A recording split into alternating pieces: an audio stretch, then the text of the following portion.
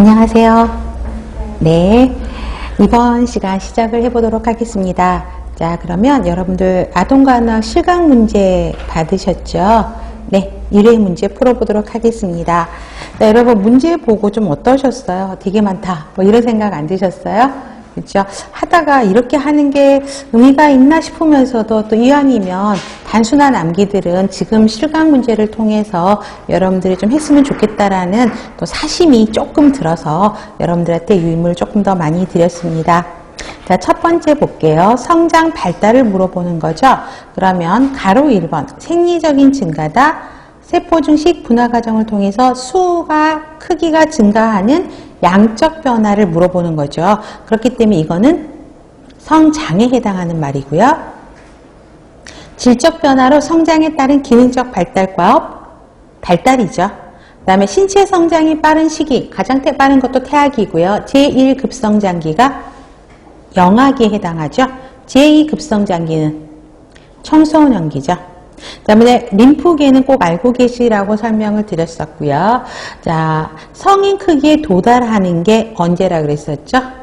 6세. 그죠? 6세 때 성인 크기로 커지고요. 그래서 이때부터 편도선이나 아데노이드가 이제 문제가 되기 시작하죠. 갑자기 성인 크기로 갑자기 커지는 거예요. 그 다음에 성인 크기의 2배가 되는 게 여기서 곱하기 2 하라 그랬죠. 그러면 12세에 성인의 2배가 되는 거죠. 그 다음에 곱하기 3 하면 18세가 되는 거죠. 그래서 성인의 2배로 커졌다가 다시 성인 크기로 줄어드는 게 18세라는 것입니다. 그래서 외우기는 어렵지 않을 것입니다. 자, 그 다음에 각 이론과 별로 이제 발달 이론들을 정리해 드렸습니다. 자, 프로이드의 성심리 발달 이론. 그럼 영아기는 어떤 단계죠? 리비도가 어디로 가 있다? 입으로 가 있다 그랬었죠. 그래서 구강기라고 설명을 하고, 이때 이 구강기에 관련된 것들이 잘 이루어지지 못하면, 자, 이런 특징을 보이게 됩니다. 그래서 이런 특징이 뭐였죠? 4글자로 정의하시면 고착 현상이죠. 그 다음에 두 번째, 자, 오랄 스테이지에 갔었어요. 그랬다가 이 리비도가 성적 에너지가 유아기 때는 어디로 가요? 그렇죠. 항문관략근이 발달하게 되죠. 그래서 항문기로 넘어갑니다. 그래서 이때 항문기에는 배변 훈련이 이루어지는 게 요 시기죠. 그 다음에 학령 전기에는 요때는 성적 에너지가 생식기로 가게 되죠. 그래서 성적 변화를 이제 서서히 느끼게 되게 되죠. 그래서 적절한 성 역할을 습득을 하는데 어떤 부모하고 동일시가 이루어지죠? 동성 부모일까요? 이성 부모일까요? 동성 부모죠. 그래서 여아애들은 엄마를 따라하고 남아애들은 아빠를 따라하면서 그런 동성 부모하고 동일시를 통해서 성 역할을 습득하게 됩니다. 학령기는 학교 들어가면 바쁘다 그랬죠. 그래서 남근기에 있던 성에 관심이 조금 줄어들어요. 그래서 잠복기라고 설명을 하고 있고요. 청소년기는 2차 성징이 나타나면서 생식기라고 하고 있습니다. 다음에 에릭슨의 사회심리 발달 이론 보면 요거는 머스트로 정리 꼭 해야 된다 그랬었죠. 자, 영아기는 첫 번째 신뢰감 대 불시감. 그래서 신뢰감 대 가장 중요한 거는 엄마와의 아니면 주 양육자와의 애착관계를 형성하는 게 가장 중요하고, 그다음에 유아기는 이제 1살 이후부터잖아요. 그러니까 걸어 다니기 시작하죠. 자율성이 확립되는. 그렇기 때문에 뭐예요? 자율감이 되게 되죠. 근데 그거를 막 하고 싶어서 걸어 다니는데 부모가들이 통제를 하게 되면 수치감, 자기가 하고 싶은 일을 못하게 하면 수치감이 느껴지는 거고요. 학년 정의는 상상력이 굉장히 풍부하게 발달하게 되죠.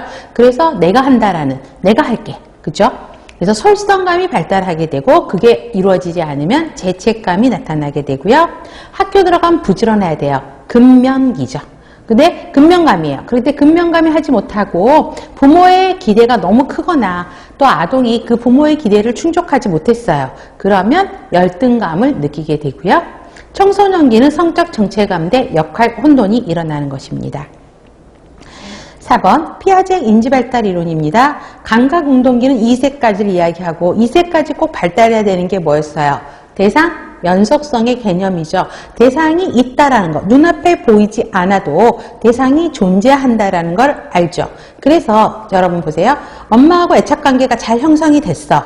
그래서 대상 연속성의 개념이 발달을 했죠. 근데 애가 엄마가 안 보이니까, 분명히 엄마가 있는데 눈앞에 안 보이니까 엄마를 찾으면서 우는 게 대상 연소성의 개념이에요.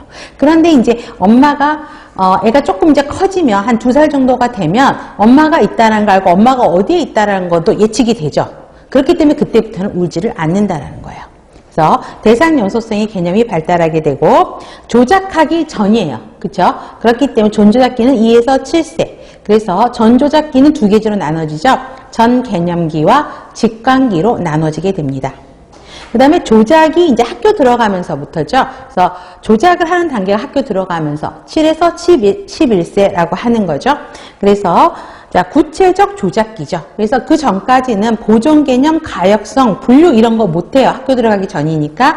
근데 학교 들어가니까 보존개념을 알게 되고 그 다음에 가역성, 순서 바꿔놓어도 다시 퍼즐을 맞췄다가 해체했다가 다시 맞출 수도 있고 이런 걸 할 수 있는 게 구체적 조작기입니다. 그 다음에 11살 사춘기죠. 이때부터 청소년기로 들어가게 되면 자, 추상적인 사고도 세우고 가설도 세워서 이론을 정립할 수 있고 체계적인 논리적인 사고를 하게 됩니다. 자, 이때는 어느 조작기죠? 형식적 조작기로 이루어지게 되죠. 그래서 감각운동기, 전조작기, 구체적 조작기, 형식적 조작기 순서라는 거 기억하시면 좋겠고요. 다음 5번 콜버그의 도덕 발달 이론이죠. 도덕성 발달 이론을 콜버그가 세웠는데 자, 인습이라는 게 도덕을 안다라는 거예요. 근데 인습 전이니까 도덕을 알기 전이죠. 도덕이라는 개념을 잘 몰라. 그래서 각각의 세 수준으로 나눠지면서 각각의 2단계로 나눠진다라고 설명을 드렸죠. 자, 인습을 아직 모르는 단계니까 이때는 초등학교 전을 나눠집니다. 학교 들어가기 전. 그럼 학교 들어가기 전에서 1단계.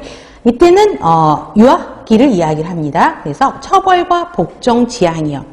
외부 보상, 처벌에 의해서 행동을 하게 되죠. 그래서 엄마한테 칭찬받기 위해서 또 엄마가 혼내는 거 피하기 위해서 엄마가 혼내는 행동은 도덕적으로 나쁜 행동이다라고 인식하는 거죠. 그걸 피하기 위해서 행동을 하는 거. 이게 처벌과 복종 지향 단계예요.